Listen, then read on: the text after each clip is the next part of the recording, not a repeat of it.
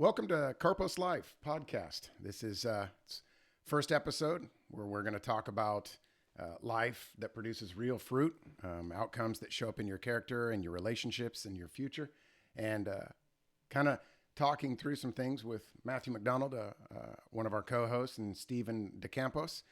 And we came up with the Karpos word, if you will, which is a Greek word for fruit and results and outcome. It's the evidence of what your life produces, because we thought it really was something that, I don't know what your guys' thoughts are on it, but just a word that really describes what we should be doing. Stephen, earlier you were talking about fruit, how it's in the Bible, kind of beginning and end. What was that you said? Yeah, it's fascinating how when you look through the Bible, there's that thread all the way starting in Genesis. You know, one of the first interactions that God has with man is about fruit, all the way through the Bible, going into Revelation 22, where it talks about, you know, the tree of life will yield its fruit 12 times a year. So fruit is just this theme that God has used all the way through the Bible to impart some very, very valuable spiritual lessons. Yeah, absolutely. Absolutely. And so each month we're going to have real conversations about growth, about purpose, about building something that lasts. This isn't a sermon or a sermonette or anything like that, but it's just grounded in timeless biblical wisdom that we think will make life better. And for us personally, I won't speak for these guys, but I just know that living a life that tries to reflect biblical principles has been life-changing for me. And sometimes when you're off the path, you'll know it. And so I wanted to work with these two because I think every life produces fruit. The only question is whether you like what's growing. And sometimes I didn't like what's growing, and I needed to do some pruning and some things like that. So as many of you might know, some of you that don't, of course, that are out there in the internet future world that will see this, I am co-owner of a consulting firm, an IT consulting firm I've been running for a few years. And I'm also the chief technology officer for a large university in the state of Texas. Matthew, why don't you introduce yourself and kind of what you do in life? Yeah, no, Christopher, really excited to be here with you and Stephen. I'm in medical sales. So I've been a medical sales rep for 24 years with a major company. And have really enjoyed that, the ability to talk to people each day and consult them and lead them in a better journey with the things they're doing to help healthcare. I really enjoy that.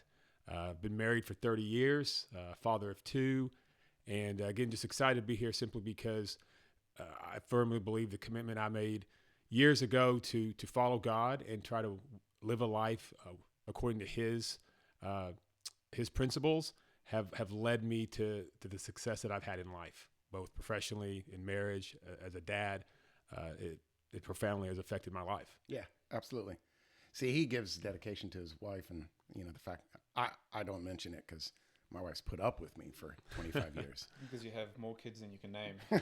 It's true. They're running around like weeds and stuff. So, Stephen, why don't you give a little introduction to Sure. I'm Stephen DeCampos. I'm a husband as well. My wife's name is Veronica, father of two boys, Grayson and Bennett, 8 years old, and 4. I thought I'd take it a step further and actually introduce my kids. There you go. There you go. And your gets wife's better name. It gets better with each one. Yeah, a work in progress. And just to echo some of the things that you said, Chris and Matthew, you know, this is, you know, walking a fruitful life, or at least trying to walk a fruitful life, is something that really is the only thing that brings me true satisfaction, right? I mean, I'm a technology major by background. I work for an oil and gas company today. I'm the chief information officer for them, and it's great. There's a lot of fun, hard work, very, very. It's very again fun to be able to look back at your career and say, wow, it's satisfying to see that there's accomplishments there. But a lot of that is, you know, you look back at the book of Ecclesiastes where it says, you know, a lot of this stuff is just like grasping the air, right? At the end of the day, that's what it is. Compared to, you know, living a fruitful life, that's really satisfying, right? When you look back at your spiritual accomplishments and you look back at wow, these are the things where I've really overcome a trial, or I've kind of stayed close to God and God has helped me through something, that is so much more fulfilling than anything I've done in my career or anywhere else. And so really appreciate the podcast. I think it's very useful to be able to even just interact with you guys and learn from you guys as well. Absolutely. Yeah, no, I'm really excited to start doing something like this. And part of the reason that we wanted to do this is each one of us got together and we just thought about not a particular age group, but I mean, if we were to focus on it, young people today, having something where they can understand what does it take to be successful in life, because success can be different to everybody. Success could mean I want to make a ridiculous amount of money, or success could mean I want to have a great marriage and live in a small home and have something that is mine and follow God's way of life and things like that. So each person has to define that. But we wanted to be able to get together and kind of talk about the things that we've struggled with, the foundations that we've tried to build, because foundation is the key to everything. And so we're starting with foundation today. Who you are when no one's watching. That's when it really counts, because that's when the character is built. I mean, life produces things. It starts from underground. That's how it all kind of comes out. So we're gonna step through some things and kind of talk about just different areas. And we've got some little cue cards here, but we're really just kind of three guys discussing some things and seeing where it goes and hoping it's helpful. Really, I think if you want to think about like the anchors of today's discussion are public success versus kind of private discipline. What are you doing to really grow and produce that right fruit? And how do you go about doing that? So, most people admire fruit. They admire success. They see that, but they don't really know what it means and how do you get there. And again, we are all three very religious guys, but this isn't necessarily a religious podcast, but it's definitely biblically bound and principled from that way. So, Stephen, why don't you kind of talk about maybe I don't know. We were talking about fruit, how there's certain fruit that is produced. Like we were talking about like the tree, and there's a tree that produces these little apples, or these little things that look like apples. But when you stand underneath the tree, I didn't even know this, but I was reading about it. When you stand underneath the tree, and it rains, it can burn you. Like the fruit actually burns you. Yeah, it's wild. And if you eat the fruit, you actually die. But it is a beautiful tree, and it does produce fruit. But I know we were kind of talking about that, and I just think sometimes we don't really know, is the fruit we're producing godly? Is it like the right stuff? What do you guys think about that? Yeah, I think whenever talking about fruit, I think it's important to go back to two things. The first thing is, what is the purpose of fruit? When you look at the purpose of fruit from the perspective of a tree, the fruit is born not for the tree's benefit, but for someone else's benefit. The tree doesn't bear fruit so that the tree can eat the fruit. And so I think if you look at fruit through that lens, I think you really get the point that God is making with his theme, or with the narrative of fruit, which is fruit that we bear is meant to be for the purpose of others, right? It will benefit us, of course, through, behaviors and discipline and things of that nature, but fruit is always born for others, right? And so, yeah. so that's the first thing. The second thing is, to your point, is there are such a thing as both good fruit and bad fruit. And good fruit benefits others to the positive. Bad fruit are things that can be harmful to your point, like the tree with the little apples that you were talking about. And so whenever I think of fruits, I always try and look at it through those two perspectives. I mean, even if you look at, Galatians 5, fruits of the Spirit, right? All of those, when you break them down, benefit others. Right. Even self-control, right? Because Yeah. self-control wraps everything back up as a way of helping, benefiting other people. And so I think that's an important thing to kind of, set as a baseline as we're discussing fruit and habits and behaviors. But I'd love to hear what you guys think on that. Well, Stephen, I think that's a good comment that you made, because it really goes back to, you have to define, well, what is success, right? What is success? What is the fruit? And that it is, many people think success is just about themselves. Well, I got the job, I got the car, I got the house, I got the girl, whatever it is. But true success is when you are able to help someone else, whenever you're able to share that. And so I think that's a great analogy that you made with the fruit, is that, a tree produces fruit for all of us to enjoy. True success is not about us. Yeah. It's about helping others. Absolutely. And how important of a comment that was. And maybe think about that. It's interesting you say that. Somebody I've really respected for a long time, Jim Rohn. He passed away years ago, but he was talking about how in life a lot of people think about I, but you can't really accomplish anything in life meaningful without all, helping all. And he said he was listening to the Pledge of Allegiance once. And I thought about this, and I'd never thought of it this way. He said, the Pledge of Allegiance starts off with I, but it ends with all. I pledge of allegiance to the flag and to the republic for which it stands, one nation, indivisible, with liberty and justice for all. And that is so true when you think about fruit and what you produce in your life. If you're just thinking about yourself and you're wondering, why is God doing this to me? Why am I not making, success or getting somewhere in life? It really kind of sours it to where the fruit is almost poisonous to you instead of sort of nutritional, if you will. And so that's interesting that you say that. So for you guys, I mean, I know some of the stuff that I've done, to kind of help myself grow and things like that. What are some things that you guys do on a regular basis to help grow, to look, do you reflect? Do you look back on, all right, here's what I'm producing, or here's what I produced at this time, but now I want to do some different things. What do you guys do? More of that recently than I have historically. I mean, as I've gotten older, the more I've seen the value of kind of meditation and reflection and true examination. And looking back at the first 30 years of my life, I wonder how I got anything done, because most of it was just reactive and just kind of moving through things. But yeah, since I've, the last, decade or so, I've actually taken the time. And the more I've started realizing that, you spoke about, Chris, well, where does fruit begin? Right? You can say, it goes back to the root system, but it actually goes, potentially deeper than that. I've come to the belief, for myself, that, mindset is absolutely everything in life. Planting the right seeds in your mind, letting those seeds kind of germinate in your mind slowly. And this is, back to your point that you made earlier about these things take time. Yes. Right?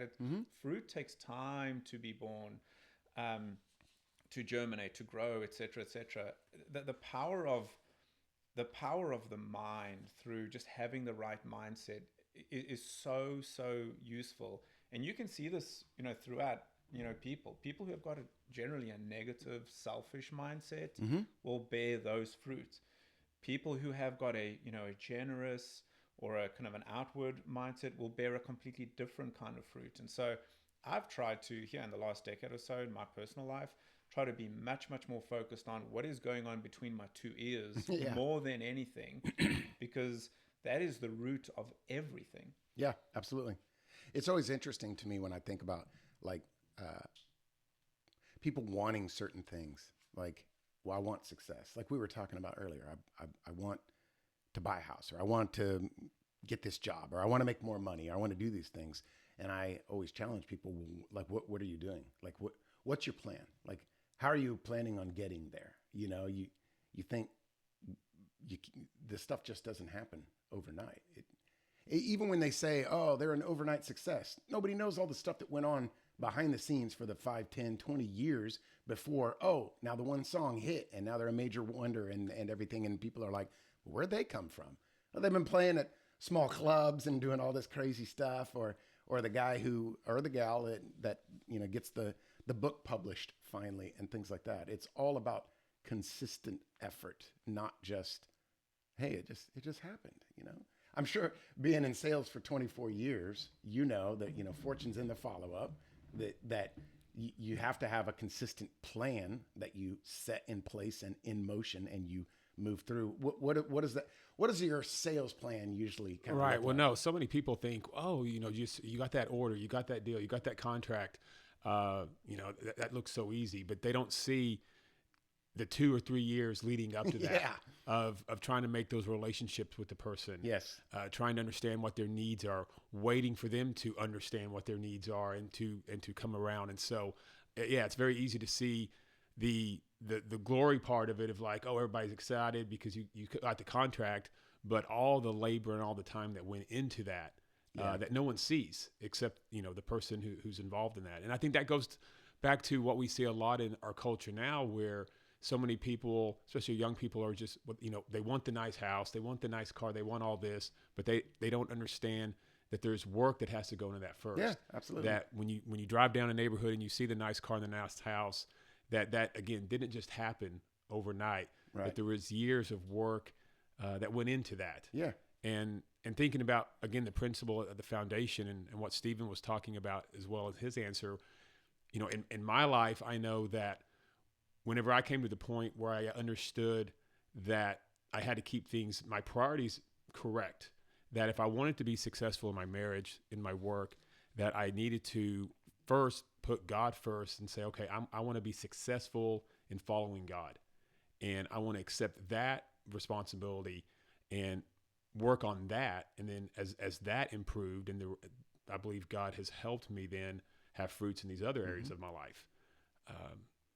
So anyway, just that thought had come across my mind as Stephen was talking as well. Yeah. Yeah. The contracts thing, that's real. I mean, it really is. That people don't understand the amount of work that goes in responding, sitting with the business leaders, asking the right questions. Weeks go by and then months go by and years go by and you finally close the deal. And then they're like, oh, hey, great job. And you're like, yeah, it took me 3 years to close this, but it's like that consistent effort. It's funny. I was telling somebody, I don't remember who I was talking to, about stretch goals. Like, don't just plateau. Don't just get where you want and then sit there. You have to set goals that make you a little bit more uncomfortable. But like starting something like this. I mean, it's not like we don't have other things going on. We have wives and kids and jobs and, we serve at church and stuff like that. But we personally think this is important. We think it's a value and we think it will produce some good fruit that we can help others by helping them understand, hey, yeah, you're going to have tough times. You're going to have struggles. You're going to have hardship. And sometimes it's going to look bleak. But when you put God first and you continue to focus, because I can tell you guys, I grew up in the church. I've attended church 51 years, and I've always believed in God. I've always thought, yes, this is right. This is the way to live. But I didn't always live that way. And when I did that, sort of selfish ambitions, I saw those selfish results. I don't know if you guys have. Isn't it funny how that works? I mean, I don't know if I know your background as much, man. I mean, I know that you and I have a very similar trajectory or path, kind of from a Christian walk standpoint. I'm same, right? Sure. My parents taught us the right way from birth. Yep. And kind of deviated from that a little bit in my late teens, early 20s, and then realized same thing, right? Realized, hang on a second. Yeah. There was always that something rattling around the back of my mind, which is, this is not right. And then eventually kind of course corrected and thanks to God was able to figure that out. But even now, back in church, back, in prayer regularly, things of that nature, when you start deviating from that, you start feeling that other things suffer. Yeah, absolutely. Well, it's interesting because we just went to see that David movie, and I was way inspired by it. But it was interesting because I was like, I mean, I know it's just a movie, but they took a lot from the Bible about the way he was devoted to God. I mean, he was a man after God's own heart. Never seemed like he was worried about anything. He's like, oh yeah, I'll go kill this giant. No big deal. I mean, I know they're making it because it's a movie. But what I found interesting is I did a little bit of a study afterwards, and I was like, well, how did he do the things wrong? How did he commit adultery? How did he have Uriah killed? And what I thought about was interesting is there's a scripture that says that in the spring, when they normally would go to battle, he decided not to. Yeah. He was like, nah. And it was funny because he gazed upon Bathsheba a little bit longer than what he normally would have. Instead of just like looking away saying, nah, this isn't what I want. He allowed it to kind of fester, and he allowed himself to get off the path.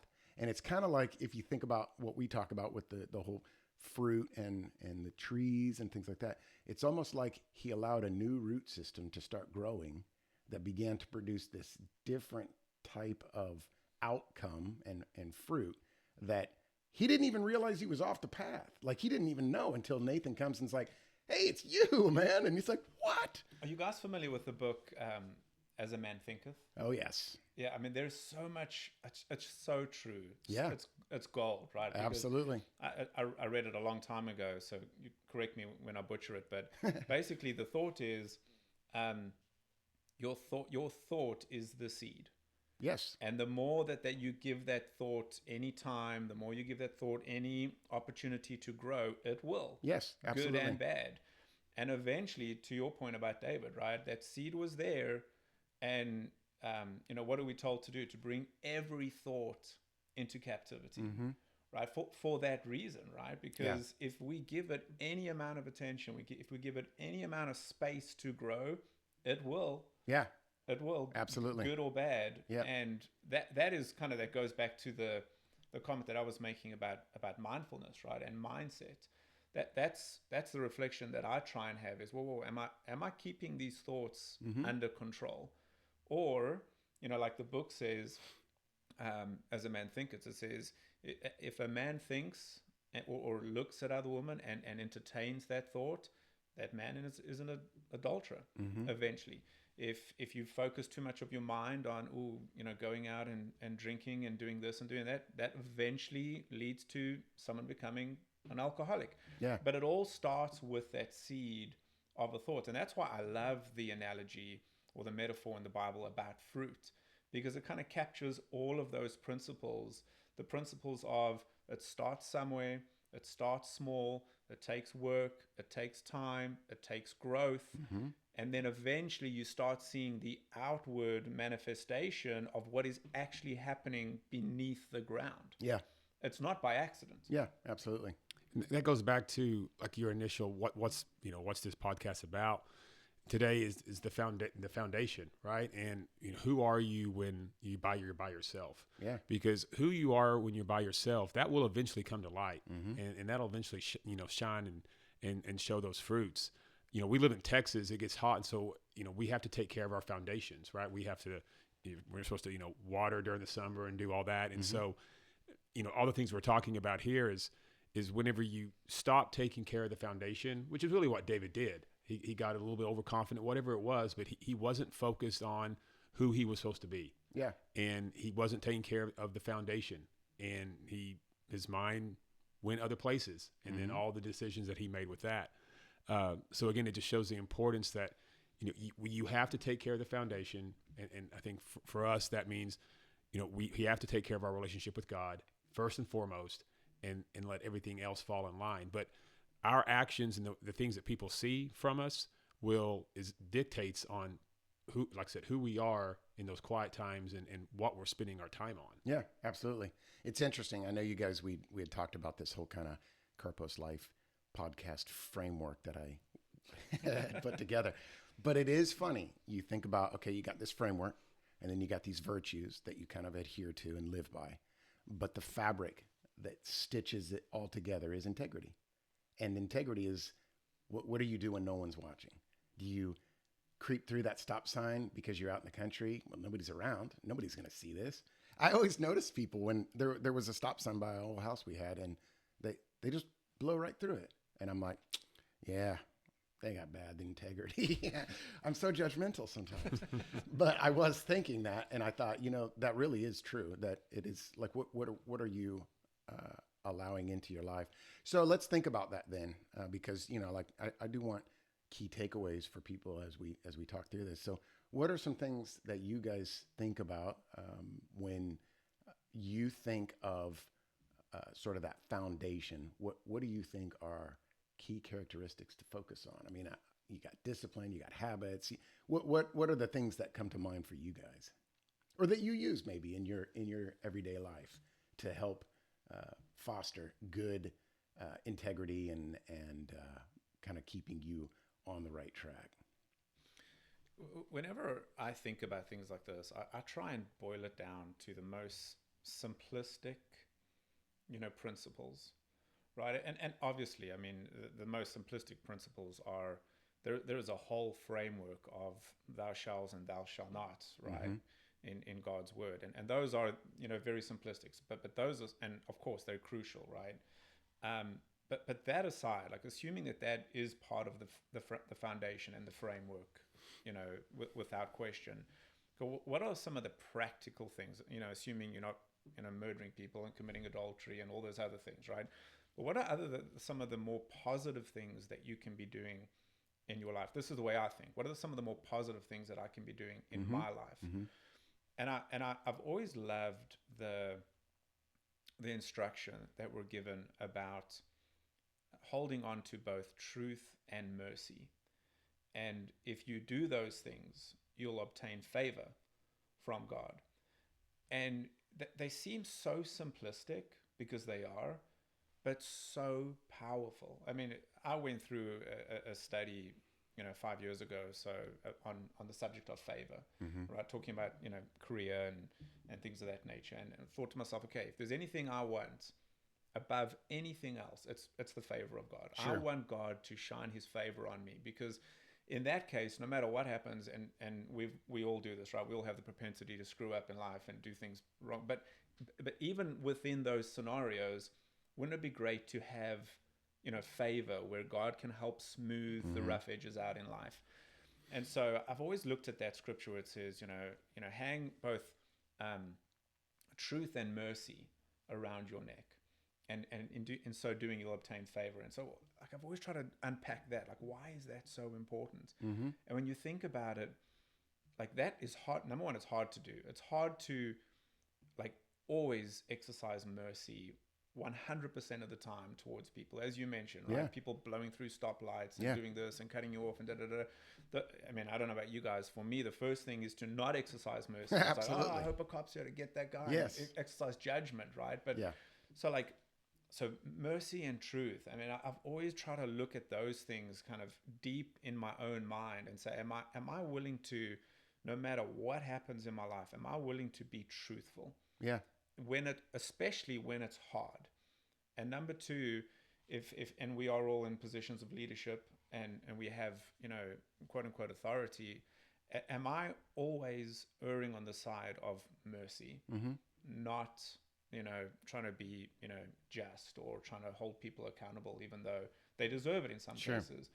And so kind of just going back to your question about what are some of the things that I, internalize and try and really focus on, aside from the other core principles, commandments, tenets, things of that nature. I've always just tried to hold on to those two things. That's interesting. And I really like that when you think about society today, and I don't care, politics or religion or whatever you talk about, you always see people pushing this sort of agenda of accepting what I'm doing. I don't care if it's right, wrong, indifferent, whatever, but you need to accept it.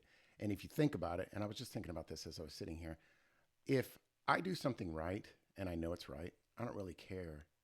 I mean, sometimes I guess in my younger age, and like last week, I'm worried or concerned about, well, did I get credit for that? I did really good. I put that presentation together. I did this, that, or the other. But in the larger sense, in most instances, when you're doing something where you're living a right way, you don't care what anybody else is thinking. But when you're doing something wrong and you go to a friend and you're like, hey, so here's the situation, I've been doing blah, blah, blah.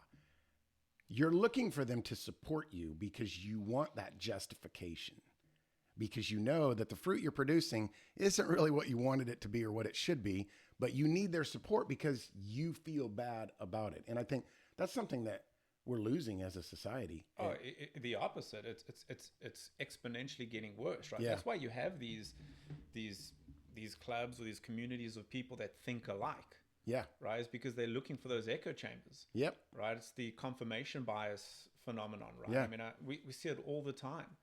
And that's just it's honestly a shame, right? If Yeah. people are, if they live a certain way and they may or may not know it's wrong or right, but they're still seeking out people just to be exactly like them so that they can kind of, echo that back to them. Yeah. I'm smiling because it goes back to, I think it's either John Maxwell or Jim Rohn. They said, I think it's Jim Rohn that said, you're the sum total of the 5 people you hang around with the most. But I think it was John Maxwell that said, if you're the smartest guy in the room, you need to be in a different room. If you're surrounding yourself with people that 100% agree with you, you're never going to challenge yourself to grow and change and increase. And like, I really like John Maxwell had a really awesome quote. He said, you can't climb a mountain. You can't go uphill with downhill habits. If you're staying around people that allow you to just plateau and they just agree with you and accept, oh yeah, that's really bad. I mean, I know you're cheating on your wife or whatever, but you probably love this other girl, right? And so it's like, I know that's a major extreme, but that's truly what happens sometimes. And then people look at, well, why is my life falling apart? Why am I not seeing fruit? Well, and this goes back to, months ago when we first started talking about doing this podcast. And I know I was thinking through, okay, what does it mean to be a light?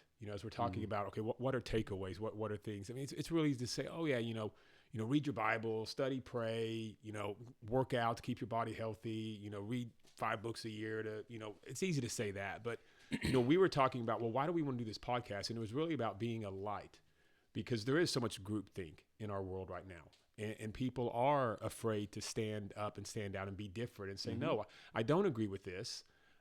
Let me share with you what I do believe. Being like Daniel, we talked about Daniel and his buddies, and they were willing to stand out and be different. And so, we want to do this podcast so that people could understand that, no, it's okay to stand up and say, hey, I'm successful, but my success is because of God. And everything that I'm striving for has that as a foundation. And you can still be successful and you can still have all these things, but you need a strong foundation. Yeah. And don't be afraid to show that and to talk about that. And so it just kind of brought me back. I was remembering those conversations we had probably last summer when we were first starting to think about this as to what our purpose is and why I was excited to be here with you guys. Yeah, absolutely. And I always think about, like growing up, living, I'll just call it kind of different than a lot of people because I go to church on Saturday. I didn't go out on Friday nights. Kids in high school used to be like, oh yeah, Pritchard, he doesn't go to dances on Friday nights and stuff. And it always made me feel like I didn't quite fit in. And it doesn't even matter if you think about not fitting in because of your religion or because of whatever. You come from a broken home, or your parents passed away when you were younger and you had no real guidance. Anything could be a reason that you're different than everybody else. And you focus on that. And then that becomes kind of like this mantra that you adopt and you just follow it. And you're like, I'm not getting where I want in life because of these things. I thought, well, let me just go out and party and kind of assimilate and fit in. And then I'd be at these clubs at 2 a.m. and everybody's been drinking, and I would look out. I'm not kidding, guys. I'd look out and I'd be like, what are you doing here? Yeah, I've done exactly the same. This isn't even what you want. What am I doing? This is so stupid. It's so dumb. Yeah. And it's not, I was telling somebody the other day, you cannot be fulfilled by that which won't fulfill you. Meaning there's certain things in life that seem like Satan dangles them in front of you. Man, this is fun. Trust me. This is awesome. And then you go through it and you're like, well, this is just empty. And it almost like things like that almost seem to dig a bigger hole. I know. I don't know if you've had that experience. Yeah. Like you chase something, thinking it's going to fulfill you. And it's like you come out the other end, like feeling even emptier. Yes. Even worse. Yep. Absolutely. Yeah. Because not all fruit is good for us. Yeah. No. Right. I mean, so. Yeah. And Satan has the same tactics. I mean, he'll dangle something in front of us that looks really appealing, but then, like you said, when you get into it, it makes you pretty sick. Yeah. And it's funny you say that. You're thinking about the whole Karpos Life thing and the fruit and bad fruit. It isn't even about the fruit that's produced. The fruit that can be produced that you eat can be bad. And so like Satan dangles these things in front of you. And then Yeah, I mean, that goes right back to the very beginning. yeah, Right? absolutely. It all came down to fruit. Yes. There's one that you can eat that's good for you, and there's one that you can eat which is going to be, Yeah. mortally lethal to you. Yep. And you know, it's crazy because Satan is the great deceiver. And I don't even care if you're not religious. Inside, sometimes you'll doubt and you'll wonder why you do. And that is Satan causing doubt inside of you. And for us, definitely we believe that. And I think he didn't get Adam and Eve. He didn't tell them, oh, God's this and God's that or whatever. He got them to doubt. Did God really say that? Like, you can't do that? I mean, look, you can eat that fruit. It's fine. And then, sure enough, look what happened. They messed it up for all of us. So Yeah, there's so much to unpack in that whole. absolutely. It's pretty deep. So from your guys' perspective, then you kind of focus on, you talked about meditation. Do you have sort of things that you do on a regular basis to kind of keep you grounded and honed in and Yeah, I mean, like I said, I think we all have pretty stressful lives, a lot of different responsibilities. So my stuff is pretty simple. I mean, I kind of mentioned a little bit, but I try to every day start my day talking to God. I try to have that as my, people talk about grounding, right? Going outside, being barefoot. I guess my grounding to start the day is I try to talk to God and just have a conversation with him about what may be going on that day, things I'm worried about, whatever it may be. But just start my day in that mind frame and with that framework that will hopefully guide me through the rest of the day. So is this like pre coffee or like what's your routine? Yeah, no, this is and guys, I mean, this is surprising news. I'm not a coffee guy, right? I'm not coffee. I'm not the tea guy. I just all right, we're done. Yeah, I just I just wake up and let's get the day going. But no, it's the pre, shower, getting out of bed, just taking that time. Let me ask you this then. So thinking about that, is this prayer on your knees, or do you think it's acceptable and okay? Because one of my routines is I honestly feel like I'm talking to God all the time. I'm thinking, but I'm not eyes closed on my knees praying and things like that. I mean, you guys, that works, right? I lay in bed and I think I'm talking to you, God, and I'm listening, or I hope you're listening to me, and I think about it. But like, no, this is laying in bed. This isn't anything formal. I mean, it's a choice. It's a formal decision I'm making. God, I'm going to talk to you now. But no, it's not anything more than a conversation that I'm having to God. I mean, there's time and place for something different, but no, that's. I mean, if you're doing it, it's got to be. Yeah, that's right. Well, David talks about there's throughout that he's laying in his bed. Throughout the night in the darkness, talking to God, working things out. So, I mean, think about the whole thing about, I mean, why get on your knees in the first place, right? Because it's a physical representation of the attitude that you have before God. And if your heart is there while you're, laying in your bed, that's what God looks at. But I'm the same. Like I try and make it a point to fall asleep every night talking to God. Yeah. Right? Because that gives me peace, right? Well, and it says pray without ceasing. And I'm like, well, how could I do that if I'm only praying on my knees? I have a job. I have responsibilities. So that's cool. Because I do that as well. And I'll talk, on the way to work. I actually, one thing that's really been helpful for me is I have a lot of ideas. I have a lot of things to do. I have a lot of just different things pop into my head. Oh, I need to do this. Oh, what about that? And I will tell you, the $1 million idea is usually the one you think you'll remember and you have it, and then you don't write it down and you don't forget, you end up forgetting it. So I have this little device called a Plod, P-L-A-U-D. It's a little device. I hook it on the back of my phone. I use Geico insurance, and they don't let you move your phone. They'll ding you. But we get like money off each month because we use hands-free, which is really safe. But I needed a way to record notes. So they attach it to your phone, and then they know when it's driving. Yeah, no, they use GPS, so they know. And it's kind of crummy because I'll be sitting in my How much do you save? 150 a month. I mean, It's not bad. It's not bad. Is that like a family thing? I know we're Yeah. off into the weeds here. Yeah. But let's talk about your insurance. No, this is a Geico Let's plug figure now. out how we can save some Hey, our money. first sponsor. Yeah. So that's about But- 20%. Yeah.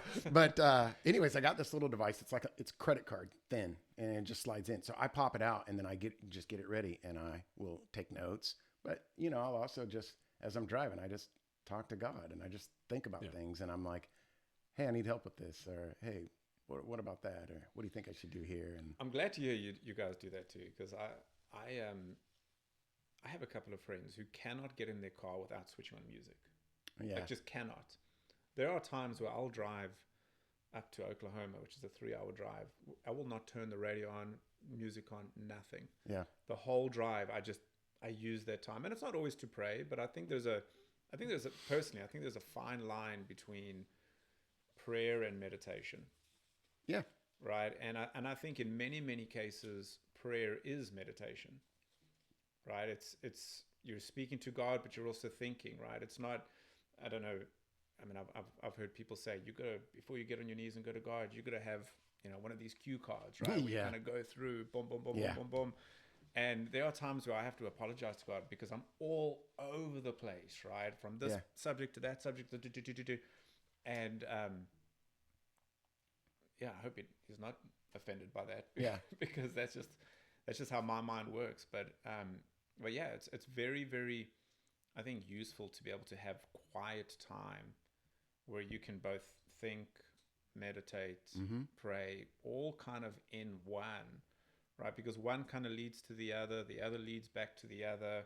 At least in my, in my application of it. And I guess just a little more tidbit to that is that wasn't always my practice. What, I had to kind of make changes because my normal, the normal Matthew is you wake up and I would just jump into the day. Like I'd already be thinking about, okay, I've got a meeting at this, I've got these emails I need to get out, I've got this I got to do. right, And so, I didn't always do as good of a job as I should have of starting the day with God. So that was a decision that I made years ago that, no, I'm not just going to, jump out of bed and get to the day. I'm going to start by talking to God first. right. So, Well, I think, as we kind of sum this up and come to a closing, I think it's kind of interesting what we've come up with or what has worked for all of us is knowing, integrity. Well, what are you when no one's watching? And those things involve prayer. They involve kind of having that meditation time, that time to reflect, that time to understand what are the goals I really want out of life? What are the habits that I have? Because that's kind of what it sounds like to me. Each one of us does. We reflect and we kind of look back. Reflection to me is one of the really critical things. What have I done right and what have I done wrong? And Without being too self-critical, right? yeah, Because I have a propensity to do that, right? Yes. Is to over-reflect to the point where it's like, and this is just a weakness I have, right? One of many is to kind of self-reflect, just kind of hammer myself down. And I've had to kind of learn to give myself a little bit of grace yeah, and compassion through that, like be understanding, like, okay, you've made that mistake, don't do it again. right. What do you have a similar thought, or you, Matthew? Well, it's interesting for me. I read a book a while back because I'm awful about tearing myself down, and it can be from years ago. You could have been further along. I used to judge myself by where I was at in my career by everybody else around me. Well, I knew this guy made it to this level when he was 3 years young. Like by his age, I'm 3 years younger than him. I should be at that as well, and I'm not. I wasn't, and this, that, and the other. And so I would really, I was pretty hard on myself. But I read a really good book where this guy struggled with the same thing. And he said life-changing event for him was to tell himself he loved himself. And he said I would just repeat it in the back of my head, not sitting in a meeting. I love myself. He was just in his mind kind of going through it. And I added this to myself. I kind of tried to do it for a little while, and it did help. But I also said, and God loves me. And I know that, and I think, okay, yeah, you make mistakes, you struggle, you fall, you get yourself back up. You understand what was it that I did wrong. Don't allow that to keep being something that you do wrong. But also, there's no reason to just continually berate yourself. The thing that I think about is, here's something funny. I'll go for a run. I used to be a lot more active running. Now I herniated disc and just different things. But it's funny. I'll go for a run. And I hadn't run for 2-3 months. And I wasn't as fast as what I used to be. And I'm like, you're pathetic. How could you do this? Like, what is wrong with you? You let yourself fall off this path and everything like that. And then I get home and I'm like, I would never talk to you guys that way. If you came to me and were like, man, I ran today and I was 2 minutes slower than I normally would, I wouldn't be like, well, that's pathetic. I'd be like, well, no, but you're back out there doing it. So I've tried to do that to myself, talk to myself the way I would to a friend that I love.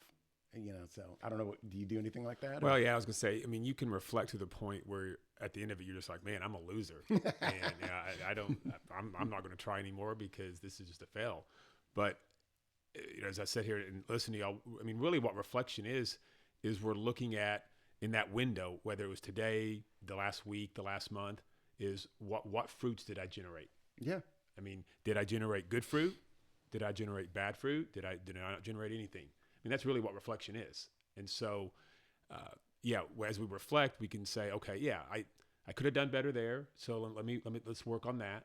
But yeah, not to get yourself in a position where you're just like, oh, I don't want to try anymore because, like I said, I'm a loser. So do you ever go through like the, like when you're doing that reflection, do you ever like go through like the catalog checklist of the fruits of the Spirit? Like, yep, had that this week. Yeah. Or nope. Do you ever or do you just like inventory scan the week just to kind of pull out the behaviors as you observe them? I don't, but I was just thinking about the fruits of the Spirit, and it ultimately, like, I don't do it that way, but ultimately I look at what you just talked about, discipline, self-control. I find that to be kind of like the foundational one. It's like there's this, and self-control. And self-control is really discipline. And what are you doing? But yeah, that's a good thing to think about. Well, I don't. I was just wondering if yeah, I was going to say not to that. No, I'll say, but if you think about the fruits of the Spirit, it would probably be a very good exercise because there's many times when I'm like I know I need to be more patient. Yeah. Right. With the kids, with the wife, with whatever. And, I need to be more loving. So, I mean, the fruits of the Spirit, I mean, that's the high bar, right? It is. Yeah.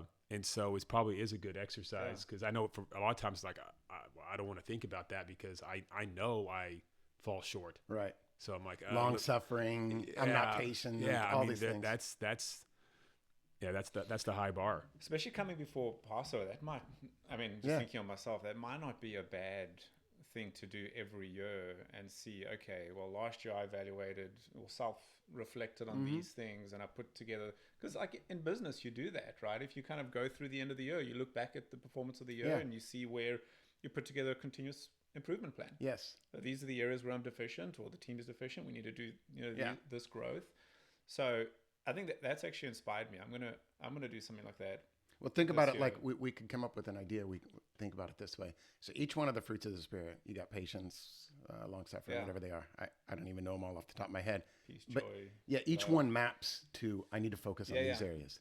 It's almost like you could do at Passover or whatever as kind of the start of that calendar year for us. You could do sort of like your budgeting. How much am I going to invest in working on patience? Yeah. How much am I going to invest in, just like you do in corporate world or any world, you budget for the next year and where's the dollars going? Where's the time going?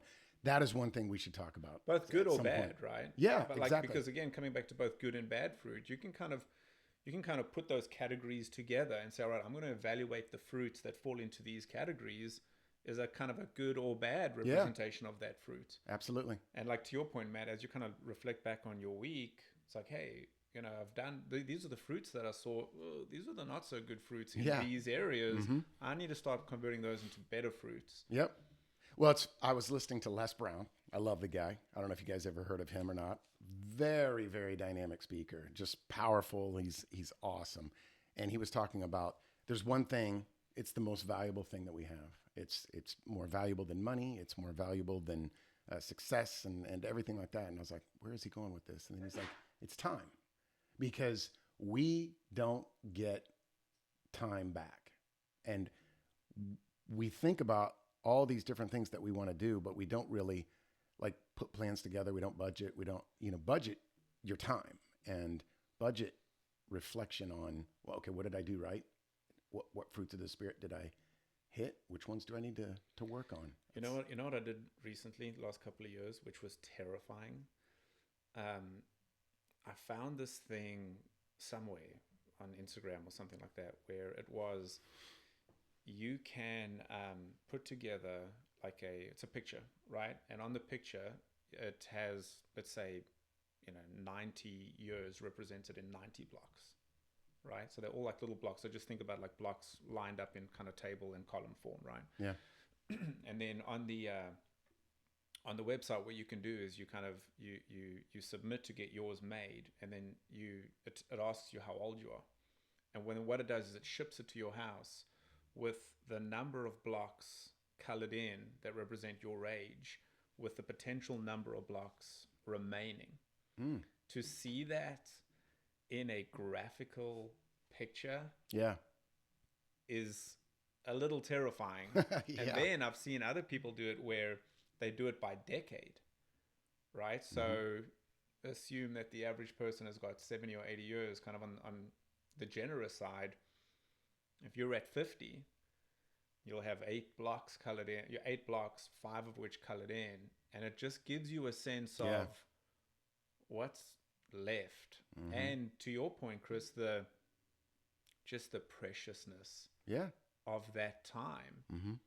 Because when you think about it, it's plenty of time, especially, when you're younger, you think about it having kind of an infinite amount of time. Next thing you know, you look up and it's like, you blink. How did I become 46? Yeah. How did that happen? I know. So I have that hanging in my office. It's interesting. Just to remind myself. Maybe send me that later. Oh, well, yeah. Yeah, that's good. And I guess that's another good takeaway, right? Especially for the younger people who are listening is, don't waste a day. If you have a goal, if you want to, whatever it is, go, use that day to move forward in some way. Yeah, 100%. And I didn't learn that for a long time. I mean, I didn't even get into IT till I was 26. I was just like spinning my wheels. I was in college. I was going to go to, I went to college, then I didn't go to college, then I went to college, and I didn't. And I mean, I had reasons, like I paid for my college with cash and my parents didn't help me. So I would pay. Sometimes I would work, this is crazy. I would work 6 a.m. to 1 p.m. at one job and then 2 p.m. to 11 at another job. That was my summer. And I would use all that money then and pay for a semester of college. So I could pay for the fall semester, but then I wouldn't necessarily go in the spring. And I probably could have, but, I just would get off track, and I hate school. I did. Have you ever thought about like the moments in life where you make decisions that had you not made those decisions, your life could potentially be completely different? Yeah. Right. And so like, I try and have that mindset as well. Like, look, because we've just spoken about time passing, right? Yeah. But now also being on this side, looking back, I try to kind of get to where I don't regret anything. Sure. Because in the biggest moments of my life, I'll tell you a bit about myself, right? I'm the kind of person who, if I'm heading towards a cliff, and maybe there's a cliff there, maybe there's not a cliff there. Everyone around me is telling me there's a cliff there. And I'm just the kind of guy, I'm just going to keep on going until I find myself stepping off that cliff. And if I look at the biggest moments in my life that would have had the most dire consequences for me personally, it were moments where I was just so stupid that I saw the cliff coming, but I refused or didn't, or whatever reason, didn't turn around. And those are the moments that I see God's hand. Mm-hmm. It's almost like he let me go, and then he's like, all right, you're not going to do this, are you? Yeah. He had to pull me away. And I mean, in many cases, not a pleasant experience, right? Yeah. but an experience nonetheless that taught a vital lesson. I was just, as you were thinking about your life, right? Like the things that you went through. I mean, I appreciate that. I actually admire that, right? Yeah. There's a grind and a grit associated with what you're talking about.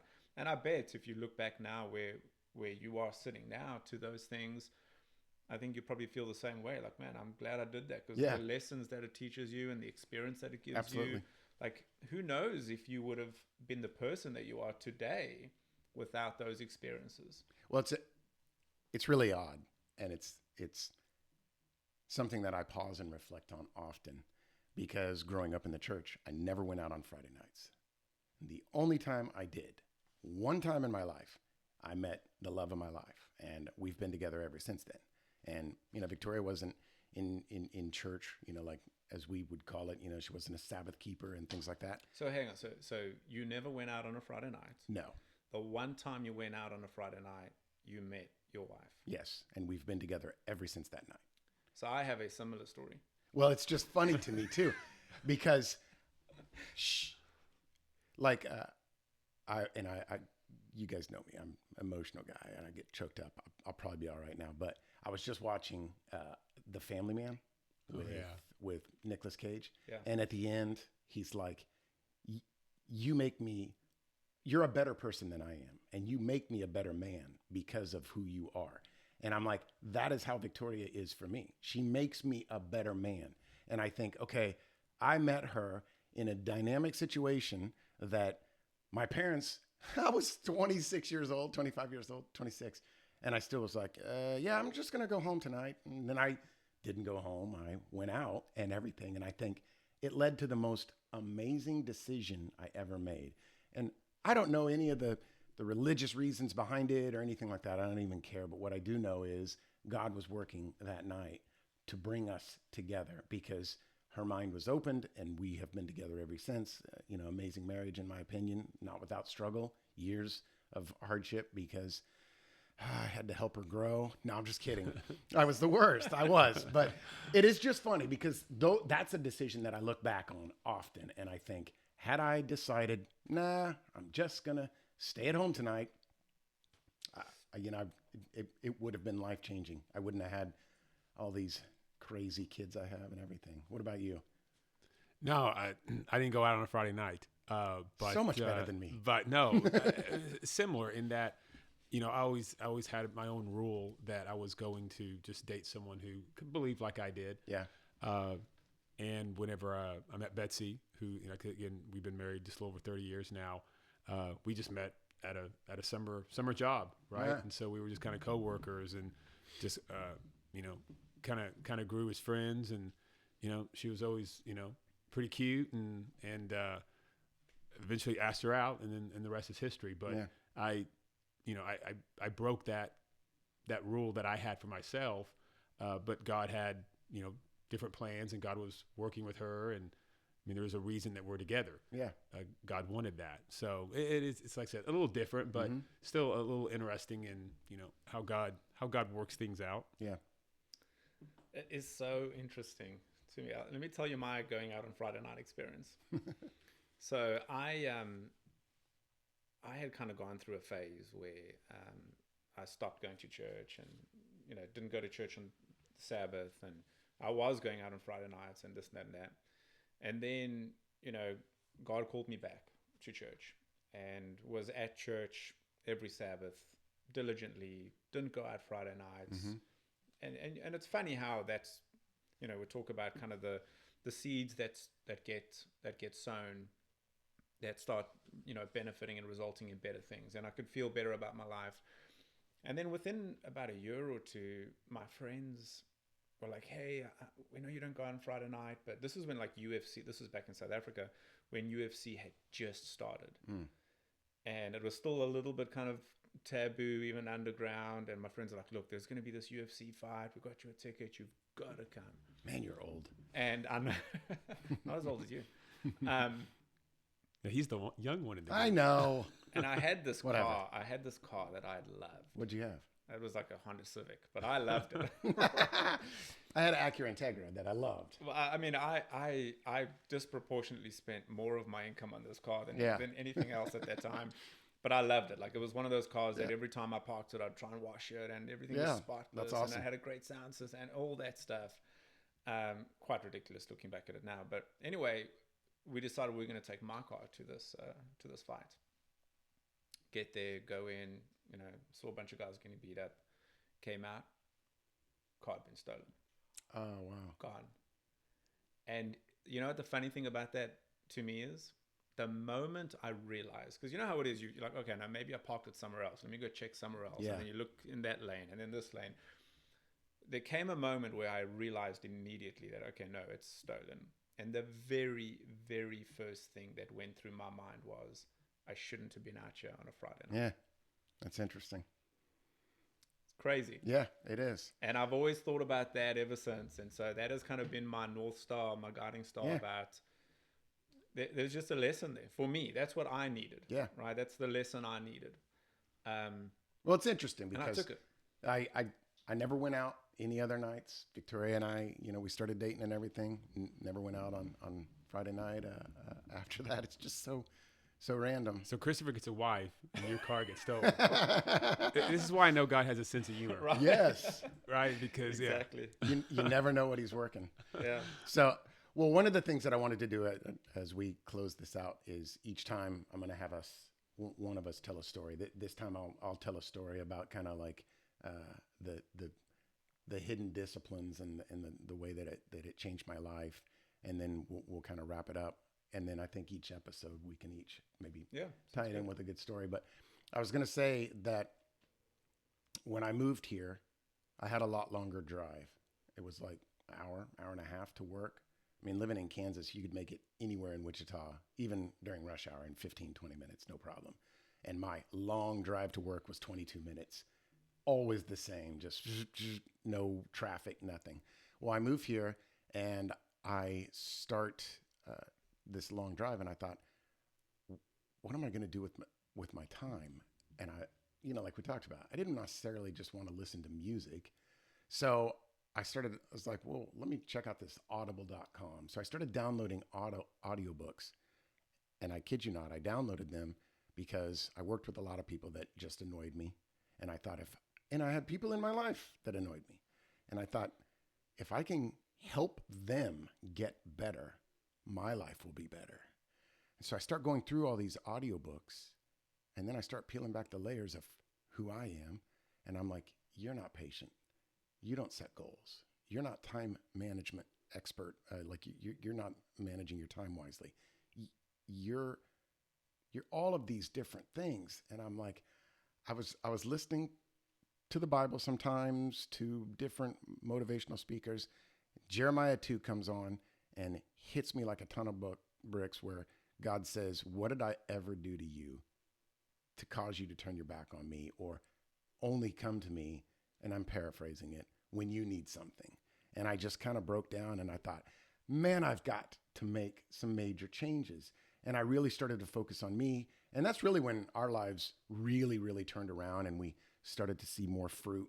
And I think it really ties in because it was the hidden disciplines that led me to serve my wife, serve God, serve the church, serve the people I work with, serve at a different level, and have no real expectations. Knowing what I wanted to make more money. I wanted to have a better marriage. I wanted to, all these different things. I wanted to be a better father, a better son. At the time, my dad had passed away. My dad passed away a long time ago. But, just different things like that.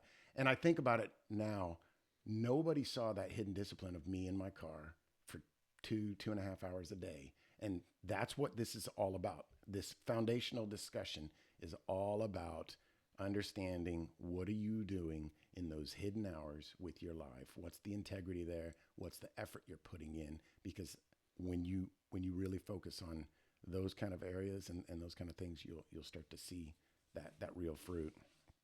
So I had a little quote here: the fruit you see today is built in seasons no one saw. And I think that's really poignant, because that's what we sometimes skip and miss. I don't know what you guys think about that, but that was just something I yeah, thought it's a lifelong journey. Yeah, it's a lifelong journey. Yep. Absolutely. Thank you for joining us today. I really appreciated Matthew and Stephen being a part of this conversation. We're looking forward to many more episodes. Please be sure to like and subscribe to the channel, and if you have questions, you can submit them at info@karposlifepodcast.com. We'll see you next month.